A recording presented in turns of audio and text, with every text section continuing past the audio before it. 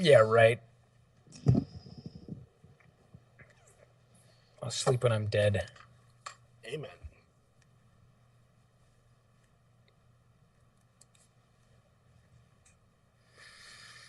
So let's start the stream.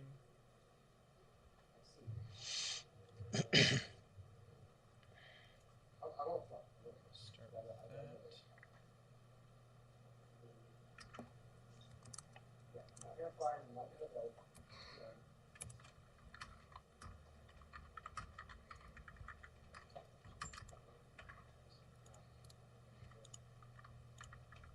Oh yeah, but I was talking about that white computer.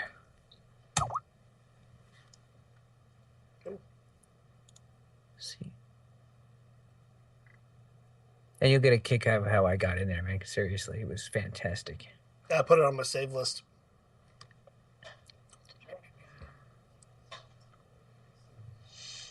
All right, and our stream is working. All right, let's get the show on the road. Caleb? I'm getting good. He's working. He's good. And you just punch him. Nice. We heard that. Is Caleb on camera? Yes. Yeah, he doesn't say much because he's, the guy from Half-Life. The one who never speaks. He just bangs things with a crowbar. Damn right. Ding, ding, ding.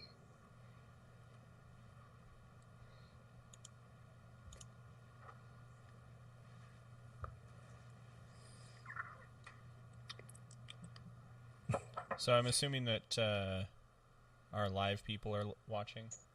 Wow. They're going to join. I put the word out to everyone, so. I don't know. Well, Jake Jacobs out and about. I don't know where. Roxy and Mike? Dude, seriously, I'm not bringing you any toilet paper, Keith. I said that like 5 minutes ago. I was trying to distract you. There's a link for the live show. Right. The one Goody. that I just put in.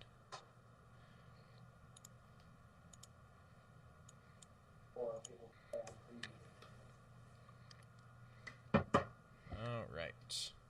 It's live from New York.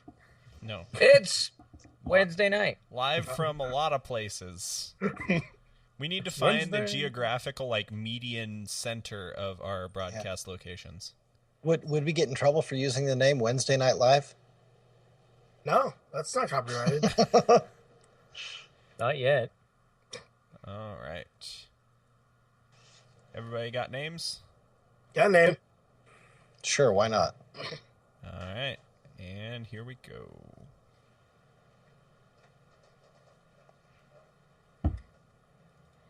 You're listening to the Indeed podcast, part of Versus the World Radio Productions. For more about this and other great shows, visit vtwproductions.com. Help desk. Yeah. Mm-hmm. Well, have you tried turning art off and on again? Yeah. Okay. Have you tried listening to last week's Indeed podcast? 24-hour Indeed podcast Belchathon. Ninjas. It wasn't me. Look at my hands. Look at my hands. Ogres. Okay. Please, Chris, tell us more. Like Hendo likes to inject his banana with banana baby food. Carrie and the Ninja-ette. Best internet company ever. On Indeed podcast, Carrie has grandkids. I was just having this conversation with my kids today. You should see what this fat slob bought today.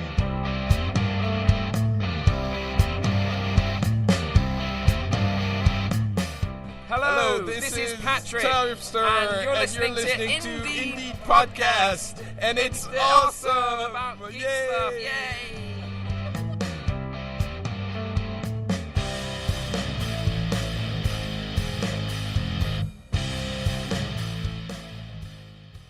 Welcome to Indeed Podcast, episode 134. Tonight we are live performing a reading of the 1977 series premiere episode of The Love Boat in its original Portuguese. I am Keith, reading for Tubarão número 3. And I'm Caleb Colby, and I play a 13th level halfling fighter thief. Oh, I'm Ehara Saikaku, and I'm busy folding this paper crane. And I'm Chris. I'm also known as that red dragon that kept killing your party every time you played D&D. Oh, it's my turn. Yeah, this is Kane. I'm live from New York. Holy crap. And I destroy you guys at Quake all Ow. the time. Ow. I believe that.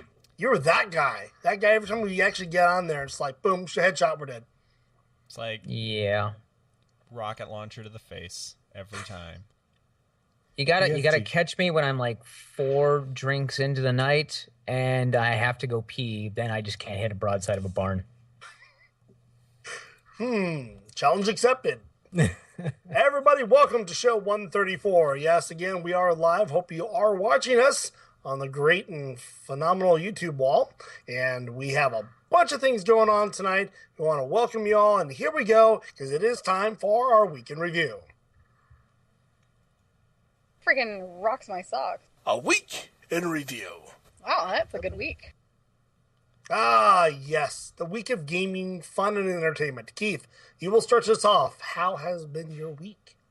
Pretty good. I'm doing old games right now as I wait for Destiny to arrive. So I played some more Fallout New Vegas. That's been my poison, and just trying to, approach finishing that game, and that's about it. Doing a little bit of drawing, I've been interviewing for a new job, so we'll see how that goes. But Oh, right on. but that's my gaming pleasure. Cloud Source is doing really well. If you guys haven't checked it out, there are links in the show's notes when it's posted. You should check it out. It's a great rendition of when Heaven decides to do a technical upgrade and all the fun things about that. But I am loving it. Carrie, how have you been, my good friend? Oh, I've been good. Did I turn my mic back on? Yeah, no, I've been really good. Had a lot of fun this last week. Had to miss work Friday because my son was in a Zero Robotics competition. Basically, they teach him a little bit of programming. They give him a goal, and their team has to program this robot to accomplish the goal. Then they have it's basically a game, and whichever program, they do a regional competition. Whichever team's program does the best becomes the regional candidate, and all the teams start improving that. Then they send that program up to the International Space Station, compete with teams from all over the United States, actually get to control a small robot on the International Space Station, make it fly around the room and pretend to do some things. And the astronauts kind of facilitate the whole thing. And the program, the team that my son was on, was the one that won the Idaho regional competition. And the national team that beat my son's team was the one that took the whole thing. So, needless to say, the lightsaber training robots from Star Wars are real. I've seen them in action. If you need us to take care of this other team, you gotta make things disappear. I know people who know people. They're from DC. They're scary. But how could he see anything with the blast shield down? Awesome. That's great to hear. I'm glad science is still alive, and especially in Idaho. And Caleb, how you holding up? Oh, doing pretty well. Getting a new audio video program up and running for our live stream so that we have better quality video and all that, which you Looks like we are seeing. The Brady Bunch, almost. Almost. There's only 6 of us, so we just need a picture of Alice there in the middle. I was going to say, don't make me Alice, please. I'll have to find a picture of Alice if we ever have 4 guests on. That gives us 8. You can do the. You're the only one with hair long enough to be Alice. Oh. There you go. I'll put myself in the middle and look at all you guys. But other than that, doing well. Working along at things. Doing some morning raiding with my European friends, which is always fun. And this week I've been programming some SQL database stuff. brushing up on my skills. So, Wow. Also in the market for a new job, hopefully. So. Did you start with prequel or did you just jump right into sequel? Just went right into sequel because the first one is kind of iffy. Okay. If we learned anything from George Lucas, is you don't start with the prequels; those come later. You suffer through those after you've had the good stuff. Our tidbit of George Lucas philosophy brought to you by Carrie. Yeah. Other than that, been just hanging in there, dealing with life, trying to meet it head on, and listening to an audio book read by Weird Al Yankovic, which is pretty awesome. Which book is that? So I wonder if it's still up there. They released one of R.A. Salvatore's anthologies, and it's read by a bunch of really cool people. Wow. That's funny. Let me see if it's still here.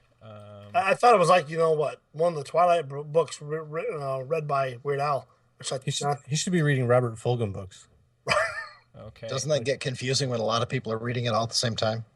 Yeah. Okay. And it's still there. Okay, so I'll put a link here for you guys. But it's read by Felicia Day, Dan Harmon, Greg Grunberg, Tom Felton, Danny Pudi, Sean Austin, Ice-T, Will Wheaton, Al Yankovic, David Duchovny. Does Sean Astin say, "It's one of my favorite stories"?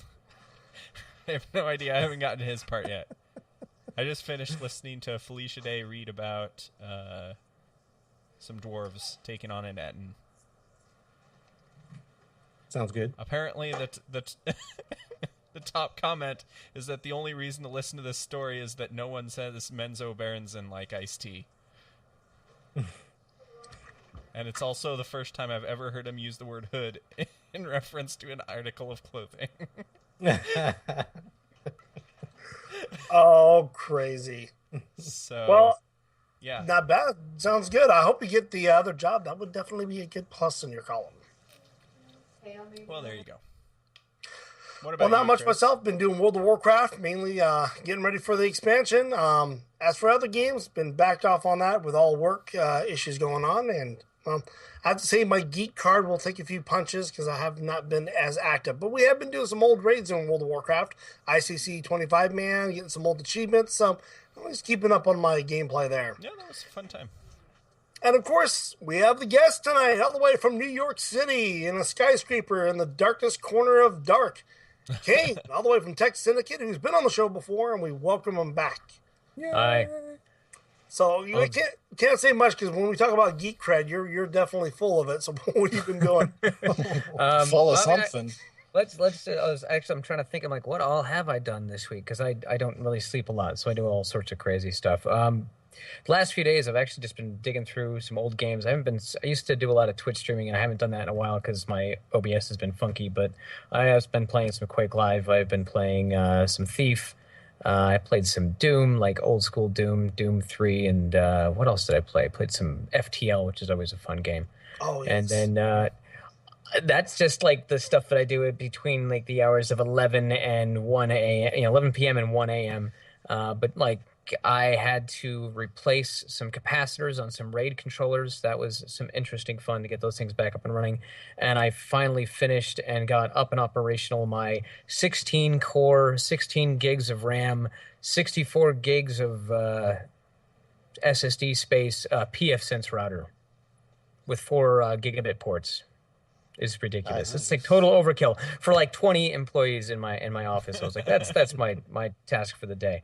But my initial TPF sense, yeah, that's overkill. well, no, the initial build was actually running on twin 2 gig USB drives that I stuck in the back of it. One of them was just running 2 gigs of swap, and then the other one actually had the operating system. But then we were like, what else can we do with this? Well, let's put the SSD in there, and suddenly the option to do like an Asterisk install and a whole stack of other software and whatnot to really stress the 16 cores. I think it's like it's a 1.6 or was it it's a 2.1 gigahertz Opteron, dual CPU, 8 cores. It's ridiculous. It's overkill. But I just had to prove that it can be done. It was a server that had no hard drive. So I'm like, what am I going to do with this? It's just got 4 network ports. Let's make it a pfSense router. Done. There is no such thing as overkill when you're building perfection. Exactly. Sure, whatever you say. Wow. Well, we definitely have you here. We're going to be talking about your guys' attempt for a world record. Give us the fill on that when we come back to it. But right now, we're going to go ahead and start and go right into our weekly roundup. You boys ain't from around here, are you? A bunch of news stories around the web we found we thought would be interesting, and, well, you should too. We're going to start off here with the version 5 of Dungeons & Dragons. And I'm pretty sure I knew everyone here is past D&D players. Oh, yeah. Oh, yeah. Past? Past, sorry, current? present, future, yes. Veteran. Well, Veteran. There we go. I guess technically I would be a past D&D player. I haven't played for quite a while, but Well, I'm technically a past D&D player because I haven't played since Monday. it's past just makes it sound like, well, I'm done with D&D. I got better things to do. I don't. It's the devil. I haven't actually played D&D since 2nd edition, because once you got past the 2nd edition into the rest of the version wars and all that crap, I was just like, done. I really liked 2nd edition. I liked the dice rule set. Everybody was like, "Rah." I really liked it. It made perfect sense to me. You quit before it got good. Yeah, 3.5 actually was pretty good. No, I got out of D&D, and I got into pretty much every other tabletop you could possibly think of. Everything from Rifts to Robotech to Vampire Mage, all the White Wolf stuff, and I just kind of bounced through all of them, and I'm like, a stack of people, and I'm like, you guys are lame. I was in Alaska, so I didn't have a lot of That's right. Sunlight? we didn't have a lot of sunlight. No, we had, exactly, that's where the vampire was actually alive. But no, I got to a point where hanging out with some of the people was just, I'm like, I can't handle you, goodbye. Or maybe they couldn't handle me, I don't know. Well, your brother said you like tipping over elk. Well, it's moose, but yeah. Well, aw. When we weren't riding them to school, we gotta catch them, and you gotta, those antlers, man. It's a trick to try to guide those things. It's you don't have reins, you just hold on to the antlers, and sometimes they get a little feisty, and they try to buck you off, and you're like, yo, no, it's cool. We'll get you where we're going. I'll give you something to eat. It's all good. Remember, moose are provided by Crazy Owl's used moose car lot. Come ride moose with us. And we'll There are so many jokes I want to make, but we're a family podcast, so I'm leaving them out. Yep. We're moving on. So back to D&D, whereas this is the 5th edition coming out here after the Version Wars. The goal of what they're doing here, according to the website, is they're trying to get people that kind of straight off the Pathfinders, bring them back in the fold of the actual D&D gameplay by reverting a lot of the rules from, I'm told, Version 2, and restructured a lot of the rule base off that. Now, I can't tell you yea or nay because I haven't tested it yet myself, but we do have somebody here who has played a little bit of this new rule set. Caleb, you said you tested it a little bit? Yeah, I was in the playtest for 5th edition, which at the time was called D&D Next. It was an interesting experience. They're definitely pulling a lot more from the older versions, the 3.5 and AD&D, and there's some things that I like about that, and then there's other things that were horrible because they weren't fully fleshed out. I ended up playing in our playtest. We switched roles, so I actually got to play rather than GM, and I played a rogue, and I had one thing that I could do the entire time because they hadn't really fleshed out any of the physical abilities. So if you were a spellcaster, you had lots of options, but if you were a martial class, you had nothing. So apparently they're fleshing that out more, but the nice thing about the system is that you can just take what you want and implement it into 4th edition, which is what I do anyway. So What, you making up your rules as you go? What's the deal? No. Hey, you're the GM. Whatever you say goes. You'd be like, I want to make this better. And that's what I like about 4th edition is it's this streamlined, balanced combat system, and then you just change and it modularize whatever you want and add it in. So I've added in a bunch of other stuff from other games. Some of the White Wolf stuff, some Burning Wheel stuff, some Pathfinder stuff, different things like that. Chance cards. Free parking? No, none of that yet. Okay. How about 5 free armies in Ukraine? Come on. The Ukraine is strong. Well, I'm looking forward to a little bit about the. I said I haven't played too much of the 4. I did play a lot of 3. I like to see what they're going to be doing with 5. So far, mixed reviews. People are like seeing some of the older style bring back from the 3-5 days. They were talking about here. They brought back some of the aspects of 2. Some of the dice aspects as Kane was talking about. So we're going to see how it comes out. It's just now releasing now in, let's see, official release, I believe, is in December. Well, they already released part of it. They did the intro box and things like that beginning of this month or end of last month that you can pick up. But I think the full PHB is coming out end of this year. Good. And well, it's good to see D&D still on the market. We're going to move to our next story here, and it's going to be a fun one for everyone because that's all about the Microsoft Windows 8 App Store. As they put it on Slashdot, is full of scamware. Boring. Show of hands, who uses Windows 8? I do. Exactly. Yeah, see right there, proof, Carrie. I have it. I use it. It's great. I'll pick it over 7 any day.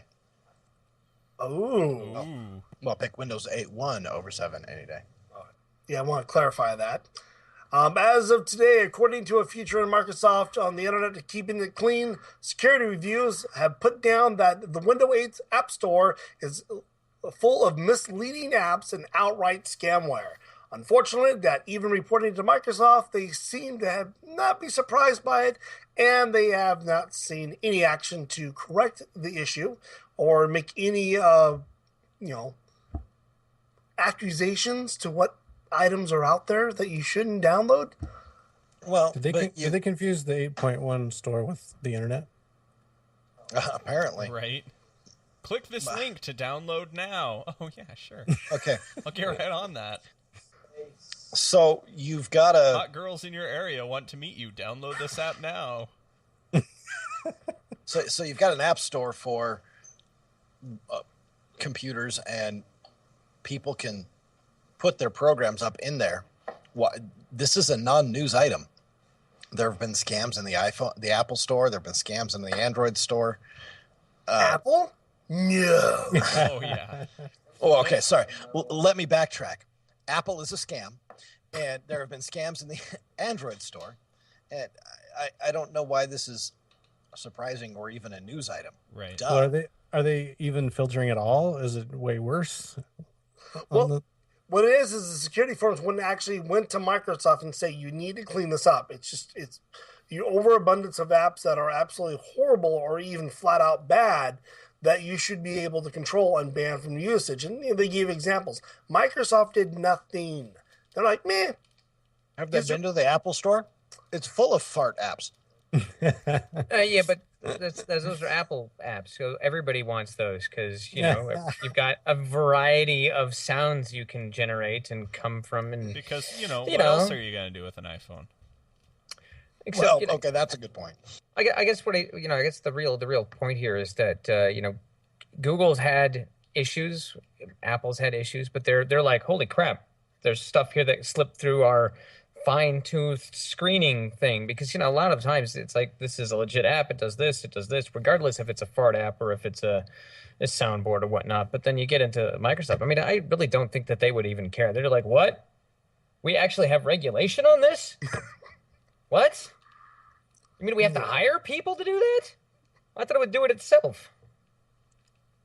That's what the rating system's for. Yeah. If they rate it bad enough, then it eventually turns itself off. We figured that would be good enough. Let the people monitor themselves. Best fart app ever. It even took control of my computer and actually cleaned all my files out. What a great fart app. Did you hear about the Three Wolf Moon app? Yeah. It was magical. Nice. I have a Three Wolf Moon shirt. Did you get it with the app? Because that's all the thing does is allows you to buy it off of Amazon. Carrie bought it for me, but unfortunately, it doesn't work up here because, well, as intended anyway, or maybe more than intended. Because I wear it up here in over there. Yeah, like everybody's like, "Oh man, that's an awesome shirt! I love that shirt," and everybody think I just like it's like camouflage up here. I just blend in. It's like I'm wearing this to be sarcastic, but apparently everyone thinks I'm serious. Wear it to your job interviews. There you go. You can have your boss be like, "I've got the Four Wolf Moon shirt." You are like last generation. Go away. See, Caleb, I had to give that to you because if I wore it around here, I couldn't keep the women off. It would just be horribly. Well, I've had to protect myself from getting mauled by women. Women or moose? Yes. Clarify that. Okay. I don't share your guys' spell. Do they leave you little presents on your back deck? Little piles of. I don't have a back deck. Crap. That is piles of love, sir. Piles of love. All right. He lives in Montana. The back deck is a forest of trees. Well, there you go. That's what I mean. Because they just leave a pile of. Man, they slave over that for like 2 whole days, and it's just. You can make jewelry out of that shit. Yes. Right up there. It's a frisbee. Go figure. Jeez. All right. Our last story for the roundup this evening is a little bit more toward what Carrie's been doing this week with the astronauts. But we're going to talk about baby satellites. Ooh. Did you know satellites reproduce? Yeah, baby satellites. Our sexual educational part of this podcast has been brought to you by. So the Russian astronaut Oleg Artemyev. Does this mean Spock was a gynecologist? Oh my! Motion picture. Yeah. Yes. All right. Yes. Yes, it does. Deal with it. Oh my! Spock had many talents. That's why the women loved him. He did. Yeah. Dr. Spock. Yeah. Spread your legs and smile. Anyways, the Russian astronaut cast a 4-inch box off with his glove of his right hand from the International Space Station as it sailed 260 miles above the cloud-flecked planet. The nanosatellite gently tumbled away as it cleared the vicinity of the orbiting complex as precisely as planned. Which I'm not really sure the difference of when you just taking a box and thrown it. Figured, oh my God, you threw it too far to the right. Because it's microgravity, and you got to remember, for every action, there's an equal and opposite reaction. So if he throws it, it's going to throw him all off balance and stuff. So you got to just gently release it. This is why they don't allow pictures in space. So now they're deciding to the satellite, which is barely 2 pounds, will be recording a bunch of 2 pounds and how many ounces? It's like a Hobbit baby. Yeah. Looks just like his father with a big antenna.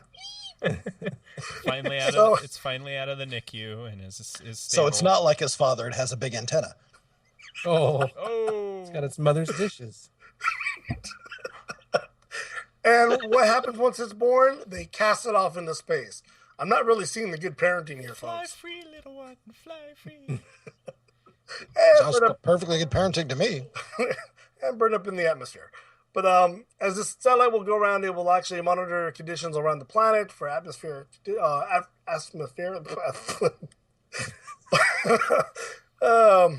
going to monitor the planet in a lot of different things, scientifically. It will be doing this for a couple of years until eventually it degrades and burns up in the atmosphere. And it was a good life. How sad.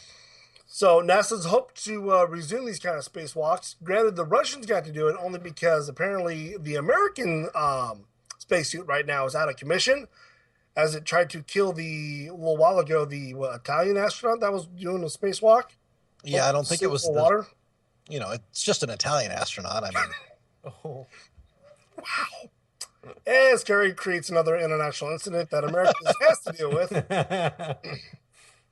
So, as the Americans are now postponing all spacewalks until future, the Russians are like, we'll still do it. And they took care of it, which gently, might I add, were able to do it nice and kindly. Which, considering their political handling of things lately on Earth, it's amazing they handled anything gently. So, the Americans are postponing pretty much anything space-related.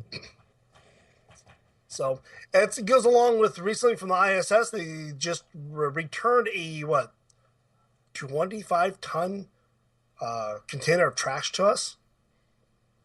Oh, gee, thanks. Yeah. Just had their supply ship that docked. They pulled the supplies, threw all the trash in there, and launched it back to Earth.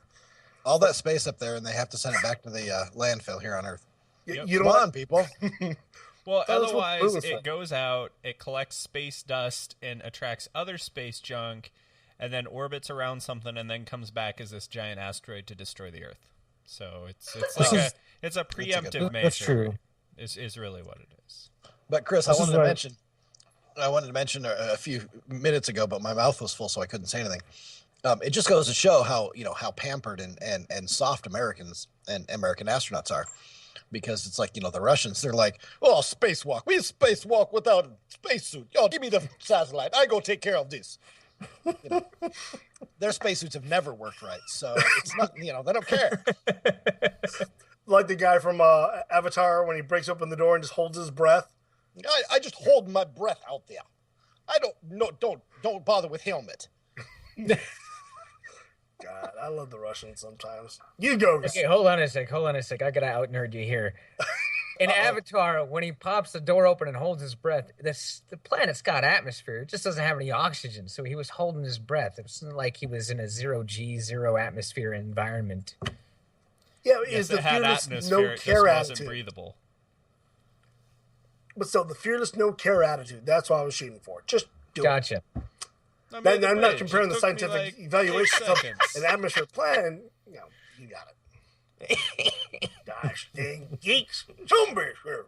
Anyways, all right, we're going to go ahead and hit our first break for the evening. Got lots to talk about when we come back. It is a creepy or cool about bendable robots.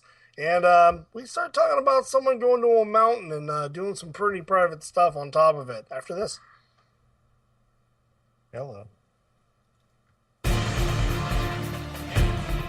With 8 shows, crazy forum boards, vet servers, and engaging Steam play, you are listening to VTWProductions.com. Join VTW in our Steam play, where we have community battles in Team Fortress 2, Civ 5, League of Legends, and Dota 2. Also check out our monthly art contest with original photos and creative designs. Join VTW in our event server and introduce yourself with games from around the world. Don't forget to email shows and let your opinion be heard. Be part of the community. Time to get your geek on.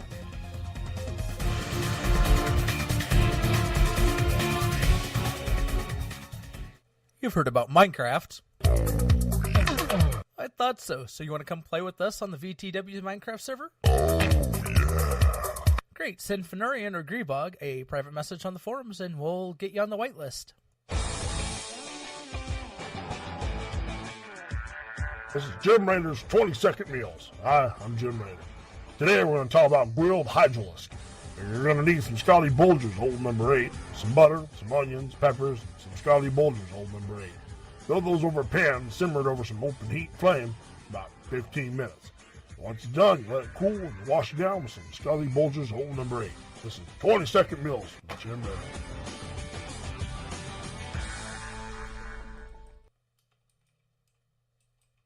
Woo!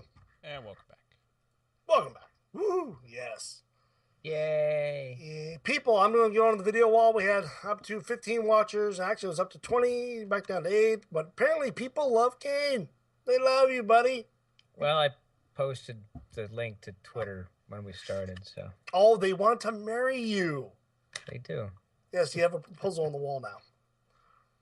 Oh, see, little baby satellites on the way. I am life. And your death when you throw that baby satellite into the atmosphere. Oh, yeah. Alrighty, so we're going to go ahead, and I think it's time for a creepy or cool. 1, 2, creepy cools for you. 3, 4. And the creepy or cool today is brought to you by trees, because without trees, we couldn't have paper. And without paper, we wouldn't have this little robot. Origami robot folds itself and just walks off like a boss. Many of us continue to hold on to the notion that most robots are large, rigid machines. They stay in one place and perform one repetitive task, unless we've all seen, Terminator, which we realize they go everywhere, shoot everything, and become anything. No, but that is still they go everywhere, but then they still do one repetitive task, and that's terminate. All I do all day, terminate. How come I can't fold a paper crane one of these days? No one ever gives me a mission to go to the grocery store and pick up some eggs. It's always terminate this guy, terminate that guy. I wonder if they've got a kill count in the top right corner of their vision, just like humans killed today. Tick. What? Only 17. I'm behind. With Caleb shouting like that, I keep thinking of real Terminators of Brooklyn. Chris.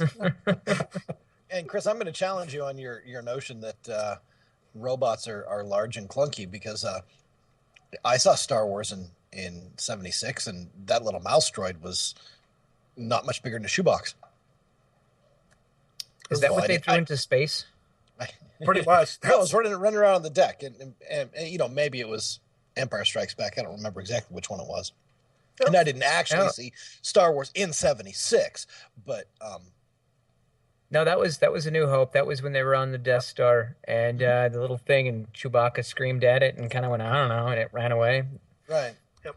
My question was always, because they've got the where the blast doors meet the whatever you have to seal it. How does that thing reach more than it's 35 square feet of real estate between the blast doors? Well, actually, they have specialized tunnels in all of their ships and Death Stars that allow those devices to travel back and forth. So even when you're in a lockdown, you can get those guys through, thereby defeating any airtight seal that may have been in that particular section. And you can also close those as separate. They have separate blast doors on them as well. Little mini guys, little mini doors that drop. You can try to justify it. It was overlooked by George Lucas. It's the bottom line. In Marvel movies, people just hang out in space. Midi-chlorians, whatever. Not just Marvel movies. So robots that are made of paper, I find it fascinating that it's the main guy his last name is Wood. Yeah, there's some irony in this one. So yeah, a team of researchers from MIT and Harvard came together to produce a truly impressive prototype of a robot, not only small, but it assembles itself in an origami style and before scuttling off. Okay, first of all, I'm going to point out, these are lead researchers from MIT and Harvard, to the pristine places of research and technology in the continental United States. And their idea to spend their time to solve world's problems is to build an self-folding origami robot. Sounds good to me. Yeah. They probably got a government grant. They probably got several government grants. It's kind of like building that to the hummingbird, the spy hummingbird. The drone. Yeah, the drone hummingbird, which would only really work in America, and since hummingbirds aren't native anywhere else, but hey, right, discount. Maybe they're trying to, import them. Or export them, I guess, technically, to transplant them so they can get a native population going in other lands so they can make use of this hummingbird robot. Oh, that's why they have all those crates going to Iraq. We're just going to give you guys a whole bunch of hummingbirds. There you go. They're really pretty. You'll like them. Besides that one that's like 15 feet across, that's just a big hummingbird. You leave them alone. So until now, robots required the human to interface and to be built, but now they can build themselves or simply fold by clicking a power switch, and which still requires a human to do. But then they can function on their own. Now the little video they have here is a little they kind of fabricated on a 3D printer looks like a paper circuit board, and it's in different pieces, and they're all attached to wiring to two small little motors. So when the motors activate, these little things are flat. They actually fold into this little four-legged robot. Reminds me of the guys off Lost in Space, those little disc spiders. Those those little spiders. Yeah. So and then when they're saying scuttle off like a boss, and literally they actually put that as the title walk off like a boss. This little thing kind of just this little scooting like a dog wiping its butt on the carpet. Yeah, because little robots walking away, man, that's totally boss-like. Yeah. My boss does that all the time. Well, I guess if it's scooting its butt across the floor like a dog, I guess that would technically be like the boss, because Did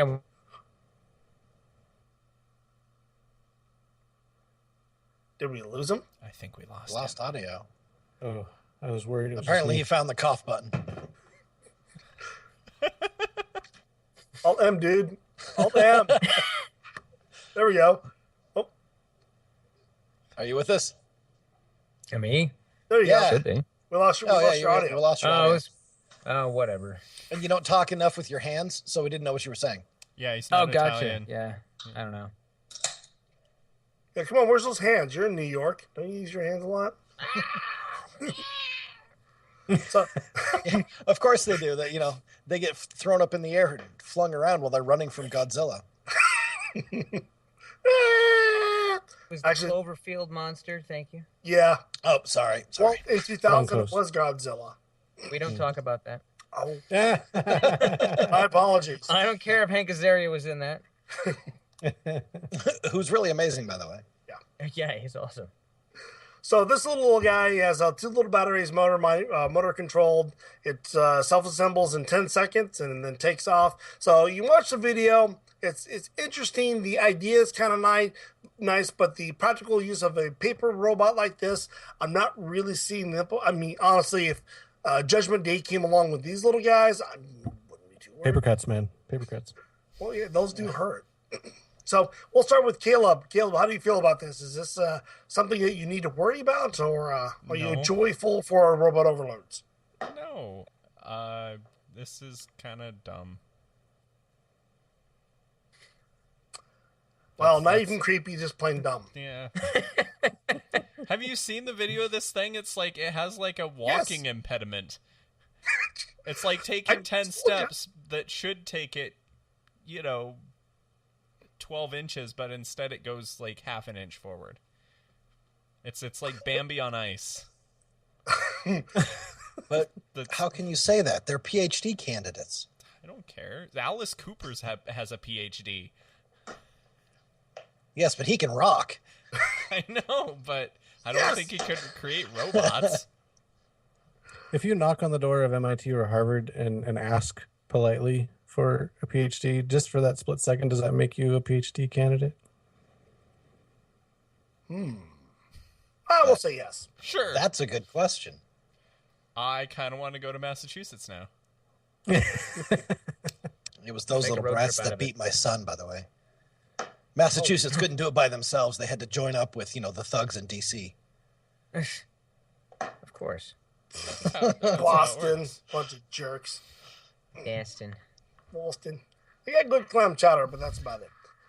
So, all right, Keith, are you looking forward to your new robot overlords? I think it's kind of cool. I like stuff like this. Maybe I'm easily impressed. Last week I was the one person who voted cool, and a tough one to vote cool for. So, maybe I'm not the voice of wisdom in the group, but I think this is kind of neat.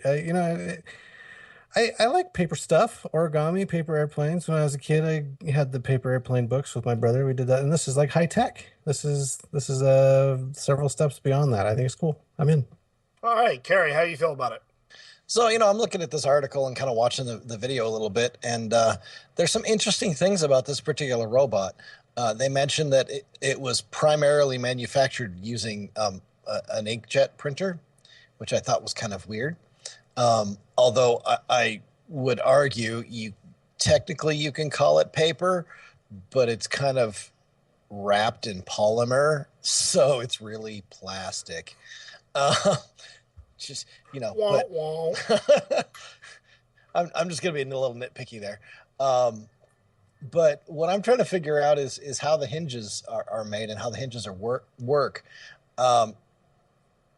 It does seem kind of wonky and has a little hard time walking, but I don't think that's the point. I think the point is that you can basically print out a flat surface plastic paper hybrid copper wire thing and then plug in the brain and the battery, and it folds itself in such a way that it becomes a moving device, which I think is pretty cool.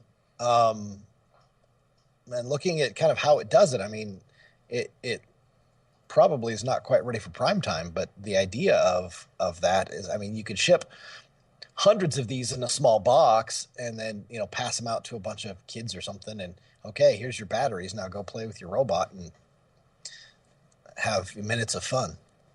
And now you own half of Utah.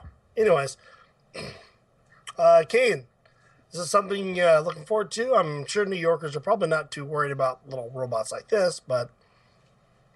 See, every single time I see something like this, I always think of, where is this going? What is the next step? And I'm sitting here listening to you guys talk, and we're thinking of this little thing. I'm like, how would this scale to where, let's say we made one, I don't know, 1,000 feet across with solar panels. So instead of batteries, we just got a giant solar panel and let it fold itself up into a giant walking, oh God, it's going to kill us all. It sounds like a modern remake of Flight of the Phoenix. I'm just, yeah. Based on how it walks around, if you 1,000 foot across, I mean, it's just going to kind of stumble through downtown and, you know, mash a bunch of stuff. I mean, yeah, and then somebody accidentally steps on it, and then it's done. I'm thinking this and Mothra. Well, I mean, that's just this design. I mean, of course, you can always put in a different design and change it around, and next thing you know, you've got Autobot City on Earth. So I'm going to go with cool and creepy at the same time, because I still think the robot overlords, when they get a hold of this, it's all over, man. Well, I will have to actually go with cool, because I'm with Keith on this one. I was thinking more the aspect of making them in little paper airplanes with a little propeller that pop up in the back and have them, you know, toss them in the air, and they'll actually have enough momentum to keep gliding. So you can actually, you know, get a box of these if you need to scout like an area as a soldier. You know, get a dozen of these, throw them up in the air, and then go flying out for a couple of miles, you know, doing a scan of the land, and then eventually fall out. Cheap, efficient, does the job. And then, you know, you're not losing any money when they're gone. So, not like, you know, what, $100 million drone when shit's shot down. Oh, this probably costs $100 million. Well, yeah, the aspect of this, but in we're theory, talking government grants, right? I mean, in theory, mass production through private corporations, this would be a lot more affordable. So I think down the line, like, you know, King says, you know, you think of the steps of step 2, 3, 4, 5. Where would this lead to go? And I'm thinking in mass production of small wares of, especially military use for search and rescue. You know, you get on a mountaintop and you're throwing these things from a location in the air, and they can, you know, be programmed to get above the trees and do a search. Right, but those are the cheap version at $10 million each. But you give these things to the maker community, and, you know, they're churning them out at a dime a piece. Yeah. So, idea looks. What if? I got another thought while you're talking about this. Is what if you make it, I don't know, let's say the size of a car, and actually have a car fold up, and it's a car. Oh my God, we have George Jetson. Well, yeah. It wouldn't even necessarily need to fold into a briefcase. I mean, you look at the pictures on the particular article, and it folds fairly flat. I mean, parking sucks in Boise, and we don't have that many people. I can only imagine what it's like over in New York. You know, if you're we have car elevators. Right. So imagine if your car could fold relatively flat, and then instead of, you know, a car elevator that has 5 levels, you can put like 12 cars per level or something like that. Just lift it up horizontal or vertical and just push it into a bin. Hey, don't rip my car, man. Be careful. No, you just get a really, really big file cabinet. Yeah, that's right. That would actually... No, I'm figuring as long as you have, like, your storage compartment, like your trunk, and it would fold down around that. So you'd end up with, again, a briefcase or, like, a small box or maybe, like, a tote crate. And then you hit a button, and it just... Suddenly you've got your car back. We'd have to come up with a new material, though, so you're not driving around in, like, a paper car. That would be kind of terrible. You know, only if you hit something. Well, car fires would or car fires, you know. No smoking in these cars. I want to drive a Kia Snapper Keeper or Trapper Keeper someday. I say, you must not have been to Idaho lately. They don't let you smoke in anything around here. Jeez. Alrighty. Well, we're going to go and move on. It's time for Say What moment. Say what? I thought that's what we just did. No. for Say What is all about, we kind of briefly talked about this last week, about somebody going to the top of a mountain to make a world record on doing something. And that's the reason why we have Kane here, because it was the guys over at Tech Syndicate taking a bunch of computer equipment, going on top of a mountain, 14,400 something feet, and doing a terrestrial... 14,443, I believe, is the summit, yeah. And doing a terrestrial land party, which, wow. The idea of it was phenomenal. The video they'll have in the link party, you got to watch it because it's great how they did this. But we're going to hear the story live right now from you. So it's all yours, buddy. Excellent. How did this come go about? Ahead. The actual idea came about when Logan was in California for a Intel, I think it was a Haswell release party at Asus, hanging out with some Corsair guys. And those are the guys who actually ended up sponsoring this whole trip. So we ended up with a bunch of ROG laptops, some Corsair K70 and K95 keyboards, which weigh a ton, by the way, when you're carrying them up a mountain. And we ended up with some Corsair mice and nothing too crazy. And anyway, he came up with the idea. He's like, I want to climb a mountain. Let's do something crazy. And we picked the mountain. We wanted to set a world record to do this and make a LAN party at the top. And we had to figure out the logistics of computers, power, networking, and which mountain it was. And are we going to die in the process of climbing it? And, I say this, and some people are like, oh, you guys are a bunch of pansies. But, 14,443 feet, it's the atmosphere is very thin up there. So you have it's not so much that it's difficult to breathe, it's that when you're breathing, you actually get less oxygen per breath than you would normally get. So you end up double, tripling up on your breaths, and you get altitude sickness like crazy if you're not. You're not going to get any argument from these fast slobs.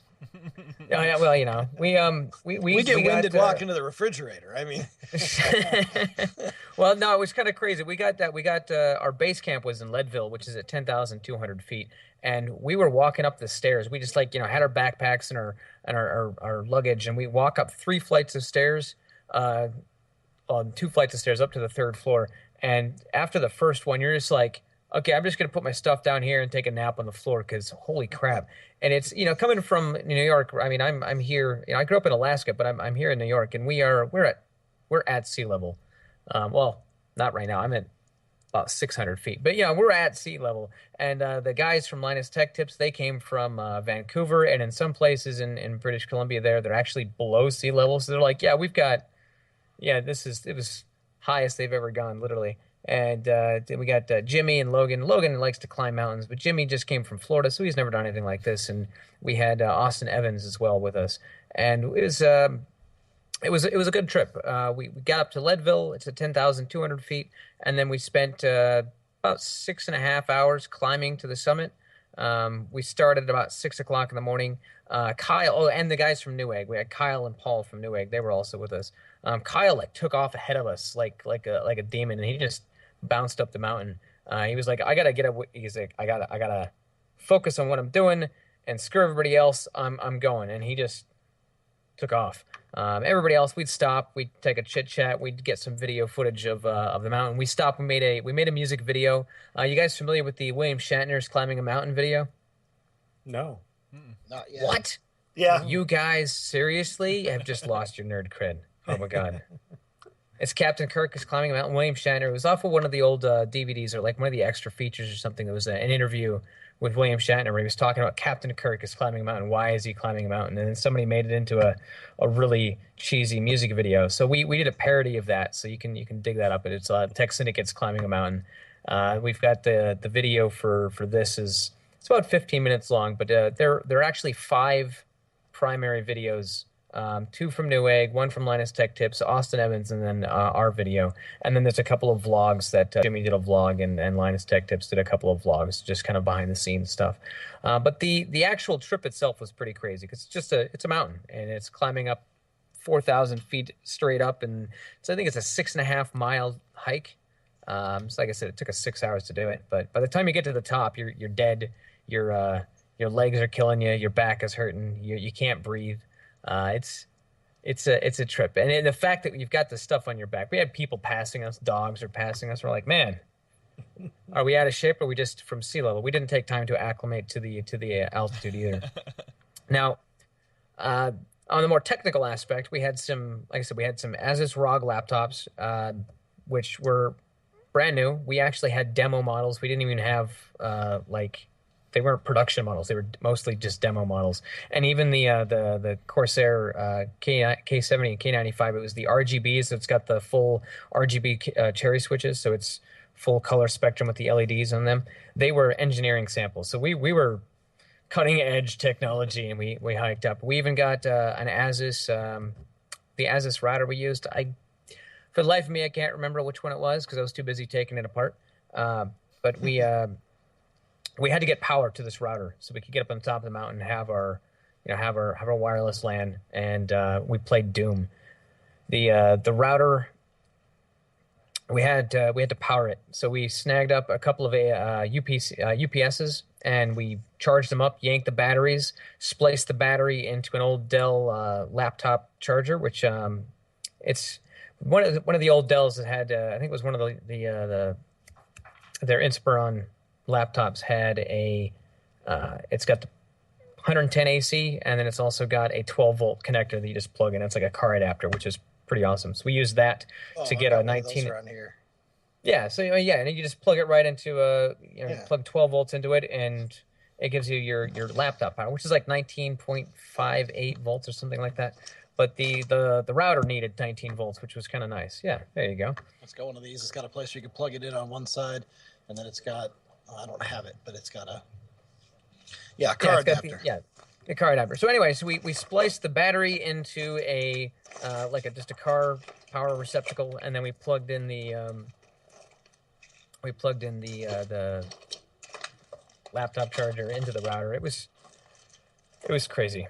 It was fun times. And we didn't actually have this planned out. We kind of made it up last minute. Wendell and I were talking about it like Monday. We left on Friday, and we're like, by Wednesday, we're like, okay, this is what we're going to do. So he drop shipped us that box Thursday. So it landed and was there for us on Friday night. And then we're like, okay, we now have these things. What are we going to do? How are we going to splice this together? I didn't have any extra wires, and I brought like a pair of crimping pliers with me. That was it. And we went to the hardware store 5 minutes before they closed, ran inside. We're like, hi, we need some stuff so we can actually make this world record actually work. And running down the car, the automotive aisle, and like grabbing some random wires, some butt connectors. I grabbed the 12 volt. It was a Y adapter for the cigarette lighter, and then spliced all this stuff together in the hotel room. It was good fun.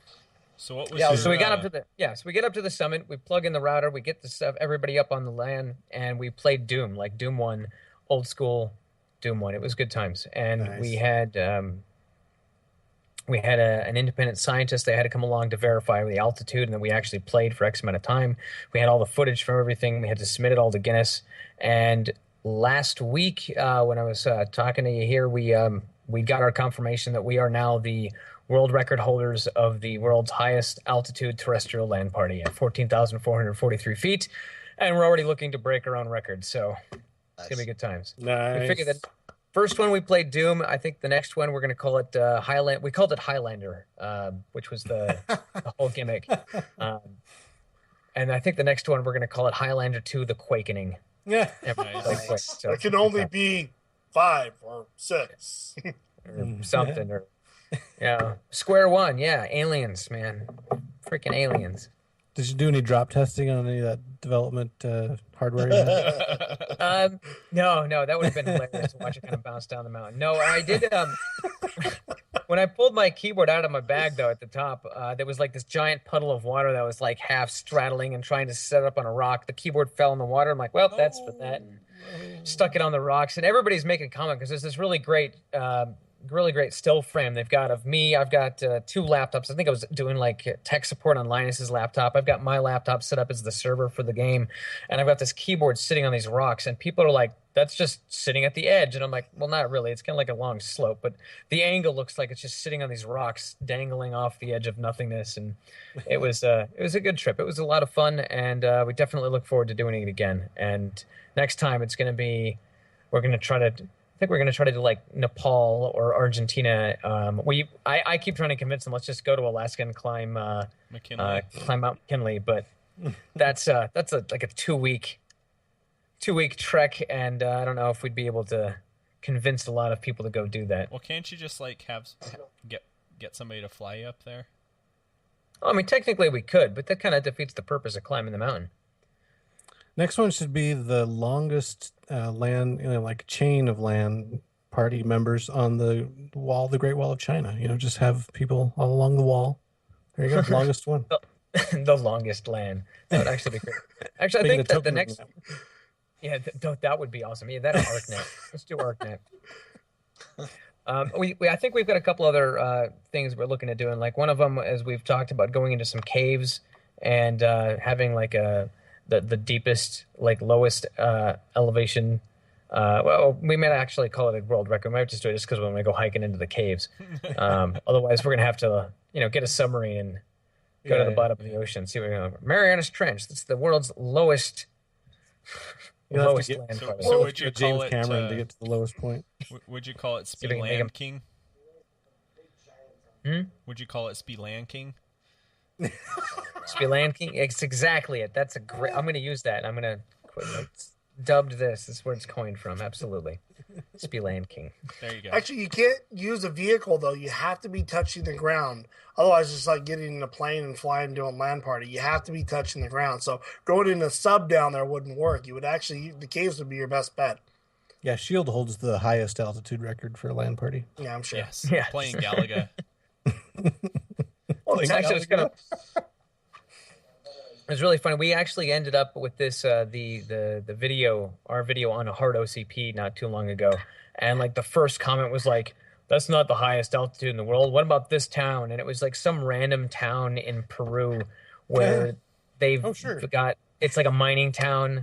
It's got no running water, no sewage system. I mean, it's like the worst possible environment that you could ever think about. And like the next comment was like, "Seriously, dude? You Googled highest altitude city? I mean, have you actually read about this place? I highly doubt that playing games in a LAN is their highest priority."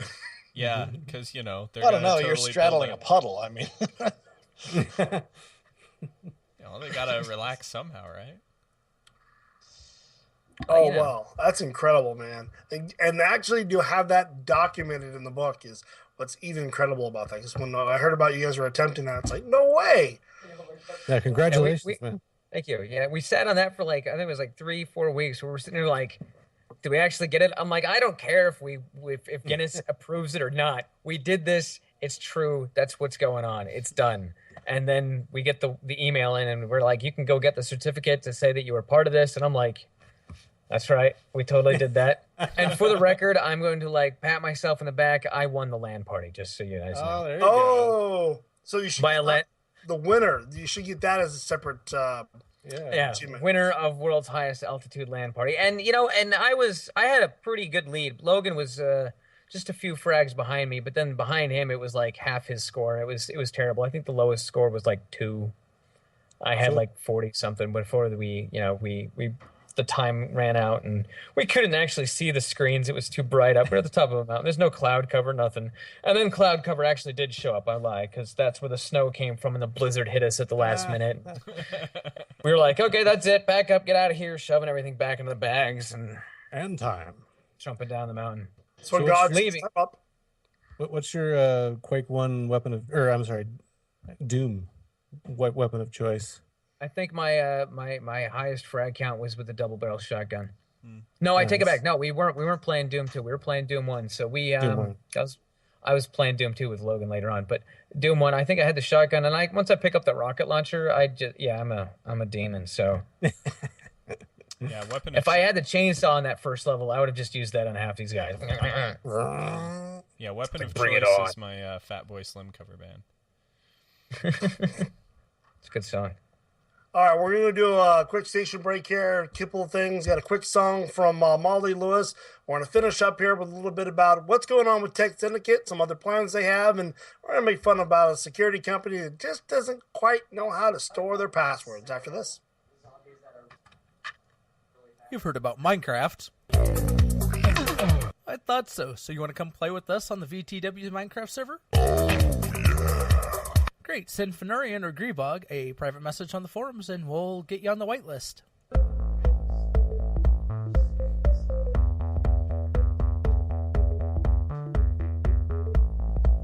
Are you interested in an interactive, fun, gaming, tech, and general hobby show?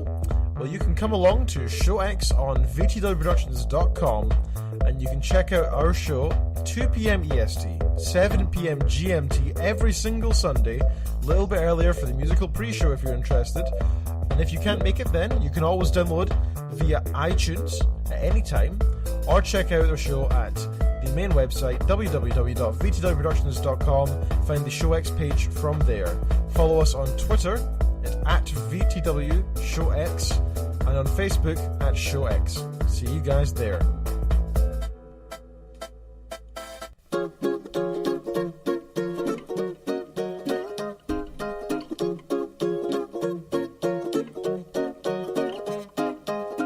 I used to get upset over giant paper cuts and math equations. Nothing stuck in my craw more than dogfights and shopping malls and tax evasion and sexist tabloid culture and Brangelina and paparazzi and Proposition 8 and discrimination and neo-Nazis. But anymore these things don't seem to bother me. Ever since I started hanging out with Mr. T, he told me to stay out of drugs and drink my milk and treat my mother right. And I pity the fool who disagrees.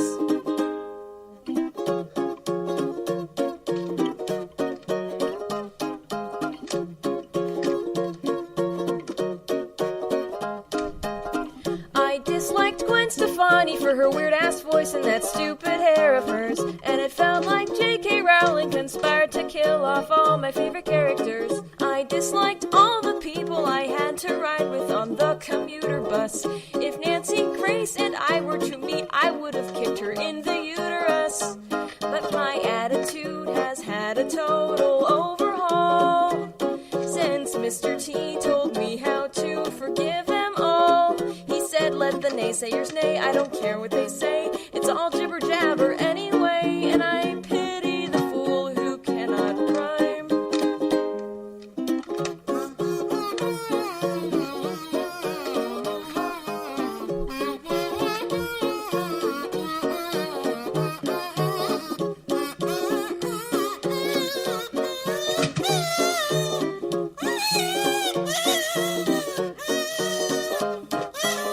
He said I must go on, gotta help more kids and gotta spread my knowledge. I said, T, please don't go. He said, hold it, kid. You're old and you're in college. He said, you know all that I know. I can't teach you nothing. I swear it's true. Go out and live your life because there's so much goodness in the world for you. You go watch as Bob Ross paints himself some happy trees. And those happy cows on TV make you happy cheese. And then he dug in his spurs and rode into the sky on that thing from the never-ending story. And I pity the fool who messed with T. What you talking about, We love fool? Molly I don't Lewis. remember She none was of a that. great person, and have her on the show. We're hoping to have her back soon. Get your tea. Alrighty, we're going to go in the last segment here. We're going to talk about a little bit about Tet Syndicate and what they have down the line. I know you guys have been pretty busy here, besides trying to make a world record here on the lowest elevation. So what are a couple of the other things coming down the pike for you guys? Well, we actually just finished our car giveaway where we gave away a car and a full PC with, I think we had a fractal case, some sapphire top-end graphics card. It was pretty crazy. That just went live, I think, yesterday. Otherwise, right now we're actually kind of on it's kind of calm. We don't have a whole lot really crazy going on, not in the near future, but get closer to the end of the year, we're looking at going to, beginning of next year, we're looking at maybe CES, possibly not. I don't know. We've got PAX East. PAX Prime was on our radar, but we chose not to go this year, just as trying to work out the logistics, and we traveled a lot this year. This year's been pretty busy for us, really, really busy. So we kind of on a little breathe, cool off. I've got a couple of crazy videos and how-tos in the pipe that I'm working on myself. I've got my coworker and I we just made a video about a Bluetooth-enabled boombox that he kind of constructed. He took an Arduino and some an 80, I think it was 1986 or 87 shortwave /AM/FM/tape deck Bluetooth. No, I mean, so it's he took the whole thing and he made a mod to take the secondary the B deck on the tape on the boombox and added a Bluetooth adapter, so now he can just play music from his phone onto his boombox. It's pretty crazy. That's awesome. And then I want that. It really is.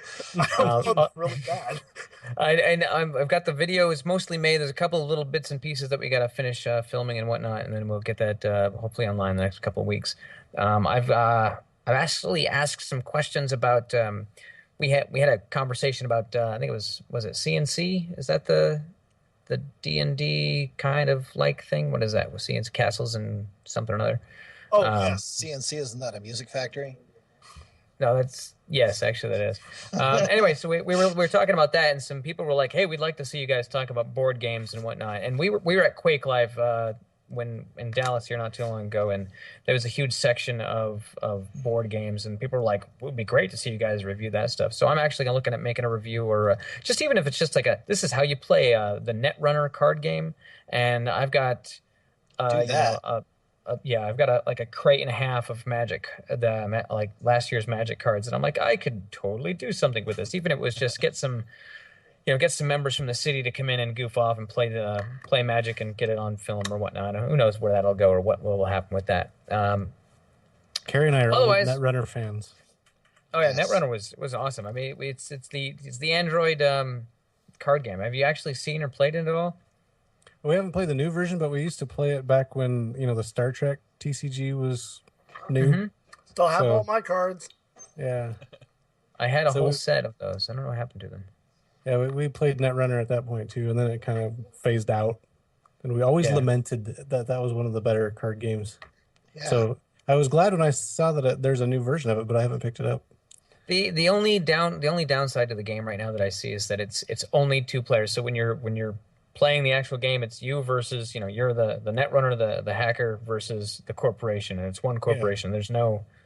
I'd like to see them expand the rule set to where you could actually have multiple runners and multiple corporations all running at the same time, kind of in a opposition, and you're playing against each other and also against the corporations would be kind of teaming. I mean, I think it would be very interesting to change the dynamic of the game, but as of right now, it's just 2-player straight across, which is kind of great, but when you have like 3-4 people hanging around, it's like, okay, we got to play, me and you, and there's no crosshatch. It's just kind of tournament style. Yeah. You said something about Android. Is there an Android version of that? No. It's the card game is called it's Android, but it's Netrunner. Right. Android, I think, is the name of the card game or whatnot. Because then there's also the board game that's not exactly anything like the card game. Oh, okay. I was just going to get all excited thinking I could get Netrunner for my phone. No, that would be awesome. Actually, that'd be kind of cool to get the. But otherwise, I'm trying to think of some of the other things I've been looking at building.Ve got the PFSense router that actually my janitor just got here. PFSense router that I built. I'm actually going to do another rebuild of this and show you exactly what I did and how I put it together and why I put it together with this giant chunk of server. I've got a very long-winded how to design, build, and protect your home network / office network / networking 101 is basically what I'm going for with it. So it started out as just a how to set up your home router kind of idea, and it's turned into like this 3 pages of just these are the things that we're going to touch on, and that's just going to be the table of contents for this. So it's probably going to turn into a pretty long series. Cool. That is something more and more people could definitely use a little bit of how-to on. Yeah. Oh yeah. No, like I have a kind of a disdain for when I come across network admins and network engineers or network managers. It's almost like they're IT managers, but they have a level of understanding of what's going on, but their technical knowledge is lacking in certain places. And I'm just like, I don't understand how you got to that position without having any of this underbelly stuff, and it kind of drives me nuts. Exactly, and I made like a how-to. I think I did a how to make RJ45 patch cables, and we just kind of covered Cat5 and Cat5 even Cat6 connectors, and it was crimp it down and whatnot. It was pretty snazzy. But at the very beginning of the video, I made a crack about how I know all these network engineers who make more money than me, and they don't know how to do this. and I think they should. And this is not exactly that hard. And some guy, I guess he's a business owner in some place probably near where you guys are in like Bumsville, Idaho, and he made this like paragraph and a half. Bumsville's the other side of the state. Gotcha. That's where people always hack anyway, he made like ATMs this over paragraph and a half rant about how I need to learn respect for my upper management and that I shouldn't talk negatively about the people who give me orders. And I'm like, I'm the boss. What are you talking about? I run my network. I am that guy. I just know that there's companies that pay their employees more than I make, but it's okay. I know where I am at, and it's all good. But it was just really hysterical. So yeah, there's a whole level of I don't understand why these guys on these levels don't have this base knowledge. It's like the younger kids, I get it. Yeah, exactly. So it's like, but how did you get to where you are? Were you just grandfathered in from the telecommunications era? Networking is kind of like, I ran the wires when you were still in diapers. Okay, that's great. That's the world's You've touched changing. copper. Yay. I pulled the wires on my back from New York to L.A., all across the country, over the Rockies, through the rivers. And I have the utmost respect for those guys. They just shouldn't be running my network now. Retire. Oh, twisted pair. That would hurt. Oh, wow. Yeah, talking about network security, we're going to go ahead and jump to our parting thought for this evening. And tonight we're going to talk about a little about security badges, which, look at that. He has a little security badge. I got mine down in the car and we all see those little magnetic security cards get in and out of buildings. And unfortunately, during the annual DEF CON security conference in Las Vegas, apparently HID cards out of Texas, one of the world's or the U.S. largest firms for security card creations and management software, have admitted, apparently, according to the readers, that they have left the master key for a lot of that on devices throughout the installations of programs.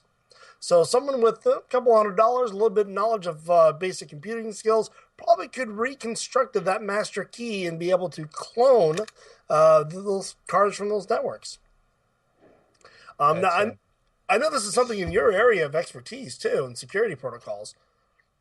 I always kind of laugh when these things come up because I always reminisce back to I think it was a video that somebody made at like a college chit chat where the guy from MythBusters, I want to say it was Savage. He was talking about the fobs.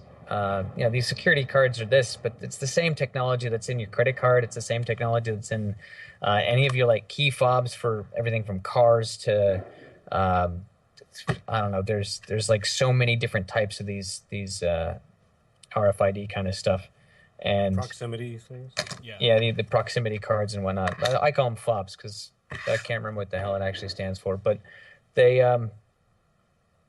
MythBusters was going to try to going to do the episode on is it a myth that you can just walk around with a little wand and wave it up against somebody's wallet in their butt pocket and steal all their credit card information?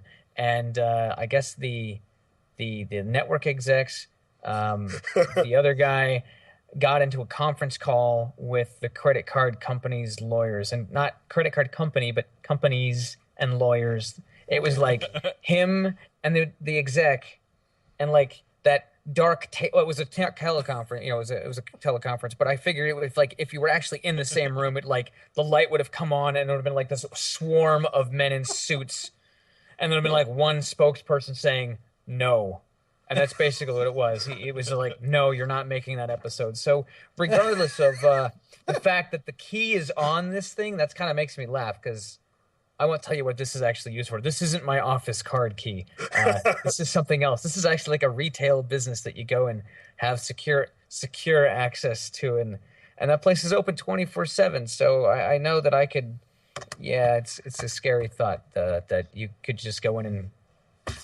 I mean, for crying out loud, people put little like card readers on ATMs and they read information off of that. I mean, it's not that hard to mask or even just attach something to the side of it. I mean, they make computers that are the size of a stick of gums these days, or a stick of gum these days. So it's like you could just route this around, wrap a wire, and suddenly you've got your own little RFID reader that you can just pick it up right off the side of those things. It's our subdivision that we live in, because we're all suburbites over here. They use the same cards for getting into the community pool. I've got one of those cards sitting in my office for the data center, the colo, where a number of my customers have servers, and it's the same stuff you've got. I worked in a hospital for a while where all of the EMTs and doctors and nurses and all of the employees had those, so we could get into different protected areas and whatnot. But it was, it's disturbing, but at the same time, not all that surprising how easy it is to get the information off of these things. I've been, reading for years on RFID about, people like, no, you don't want to use RFID. It's a bad idea because it's too easy to hack. It's not secure. So Joshua Perrymon and Eric Smith demonstrated on how HID Parking Garage Reader is capable of reading cards up to 3 feet away with a purchase off eBay, the modified to fit inside a common backpack. Where in the backpack, the attacker looks and gain access to a building by providing HID class cards that can obtain through locals simply walking by an employee, which triggers the card and picks up the directions of the card. And they'll go even further than that, though. When I was working in the hospital, you got to remember, I haven't worked at the hospital for 10 years.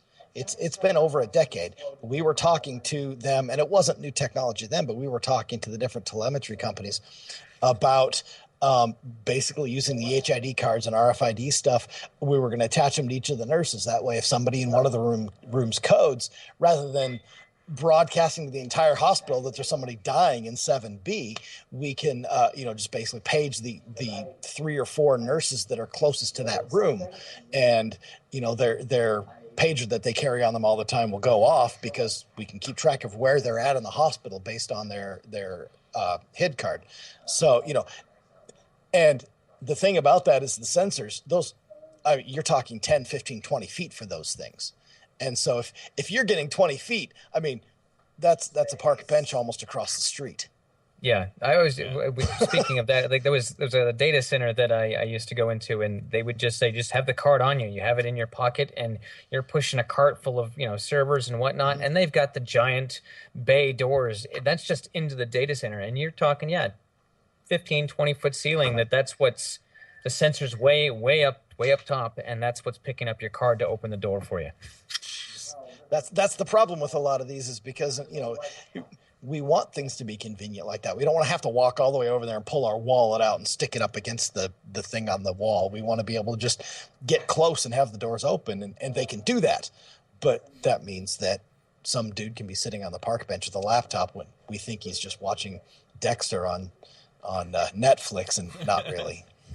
But the backpack that he's got sitting next to him is actually picking up everybody's business card, or their business ID card, their storage unit card, their hospital card, their credit cards, all of that wonderful stuff as they walk by, and he's just cataloging everything. Although he's probably got it automated, so he probably is watching Dexter.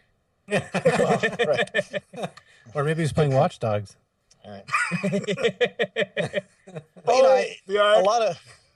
A lot of what we're talking about sounds, it sounds kind of scary and conspiracy theory and and overreacting, but it's not. Part of the reason we haven't heard more about it before now is because, guys like the Mythbusters get told not to do what they really, really want to do, but because some of the logistics are probably a little difficult. So let's say some dude does steal all the codes from, that corporate bigwig's HID card. He's probably not stupid enough to go actually try and get into the building and get himself arrested or on camera or anything like that. But that doesn't mean it's not going to happen or hasn't happened that we don't know about. It sounds he's not going to sell it. All right. It does sound all conspiracy theory and cloak and dagger spy, but we're just computer geeks. We're not any professional spies, and we're aware that this stuff is possible if some of us haven't actually done some of that stuff. Rule of thumb, data always has a buyer. Someone wants it. That's why they collect it. And he's Russian. Yes. Possible. It's usually how it works. Yeah, it's like hearing these kind of stories, even just these hid cards. It's just another drop in the bucket. I mean, you look back at I think it was I mentioned this. I think last time I was on the show. I just got done reading Kevin Mitnick's Ghost in the Wires. That book details, or even his books Art of Deception or Art of Intrusion. He references real stories where people have just walked in, spoken something. In one case, it was a guy who was a telephone repair guy for a bank. And he was actually in there repairing telephones, but he'd been in there all week or something repairing telephones. And the last day, he walks into the wire transfer room, reads the code, and memorizes it off of they had like a sticky note stuck on the monitor. He read the wire transfer authorization code for that day off of this, finished up whatever it was he was doing, walked across the street, picked up a payphone, called the bank, gave them a wire transfer, and had them transfer money into like some account across, some Swiss bank account, some numbered account. And this was a real thing that happened, but that was without having access to all of these awesome cards. Now, if you had the access to these kind of cards, you could walk into the vault. Again, it's get yourself on camera, whatnot. There's a lot more, CCTV stuff that's all over the place, and there's IP cameras and whatnot. So there's a lot of deterrence to do this, but if you already look like you belong there and you know what you need to look like to belong there, well, and that's exactly it. One of the things that I work for a IT contracting managed service provider company. So one of the things that we do with our training when we get new guys in and we go through our customer service training is we take them through a class that basically says, okay, here's why we make you wear the stupid polo. Here's why you have to wear khakis and black shoes. Here's why you have to do that. Because when you go to a place of business to fix their computers and you walk in and you're wearing your shirt with the logo on it and a jacket with the logo on it, and you pull up in a truck that's lettered and all that stuff, people know that you're legit. And so they're more likely to trust you. Which means that all you have to do is show up. Yeah, and if you have a card, and all that'll that let stuff. you into everything. Yeah, right. And so all you have to do is make up some company name, go spend $60 on a handful of embroidered shirts and a jacket, and then you can go anywhere. Because, to be perfectly honest, I mean, there are some people that know what we're talking about, but right. It's still one of those. The things we talk is a foreign language. The things we talk about are magic. You walk up to your average receptionist and say, I got to go start working on this. Somebody called me. There's a problem with the server. She'll probably show you right there and let you in. Yep. Yeah. I worked at a place that had 1,200 employees, and it was crazy. The security guard knew everyone's name. Whoa. And that's amazing. And that's because that's what he gets paid to do. Exactly. Right. I walked in once, and I wasn't he's like, hey, you're not, don't you normally start at like 11 p.m.? Because I had come in at 8 p.m. and I had forgotten my badge. So he had no information other than my face because he had to buzz me through the door. And I'm like, yeah. And he knew my name. He's like, oh, well, you need to sign here and here. And, I know who your supervisor is, so I'm going to give them a call. And I'm like, wow, you would have a hard time breaking in here because this guy would catch you flat out. And that's good. But there have been several times where I've showed up to, not necessarily secure sites, but, large companies, and you start wandering around, and I can sit down at computers, that are unlocked and start typing things and looking at things, and and because you're wearing a polo shirt with some embroidery on it, somebody you don't even know is like, oh, he belongs here. They don't think twice. And so it's kind of funny, even in a small town like Boise, how people don't question an official, semi-official looking person. Thought I tried that in Nevada at a cat ranch, but they kicked me out anyways. And on that note, I'm trying to imagine the uniform you would try to wear to get into a place like that, and it's not a pretty sight, dude. I thought the stockings looked good on me. Anyways, night has come to a close. Kane, thank you very much for joining us. You want to tell the people where to find you out on the World Wide Web? TechSyndicate.com. Yes, we will have links in the show notes. Go visit them. They have wonderful videos. Find them on YouTube. You're going to enjoy it. And a special thanks to Sherry's Restaurants for all your great needs. Visit Sherry's in the Northwest. Come have pie and coffee on us, because that is what it's all about. Till then, Keith, why don't you take us on home? So the web is worldwide now? That's awesome. But thanks again, everyone, for listening to Indeed Podcast, episode 134. You can find us online at indeedpodcast.com. You can send us email, suggestions, questions to indeedpodcast@gmail.com. You can watch Carrie play rock guitar if you follow us on Twitter, twitter.com/IndeedPodcast. And we're on Facebook. Just search for Indeed Podcast. And a special thanks to VTW Productions for all their hosts and needs. Visit VTW Productions for this show, past shows, or any one of the other shows on our networks. Visit us on the forum boards, chat with us, participate in the monthly art contest, or you can catch us on Steam, where we like to play some games and we like to play with you. And stay tuned next week when you hear Keith shout out, I love Steam. And Steam loves you. Good night. Yes, it does. Left 4 Dead. Left 4 Dead. Thank you. Gosh, that was great. I think that went real well. Thank you so much. It did. I've got 6 minutes left on my battery on this laptop. Oh my See gosh. what time we got.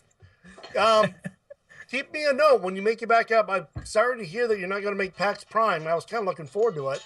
But yeah, I was really hoping to get it out there, but we didn't get sponsored, and poop on them. Yeah, so we were like,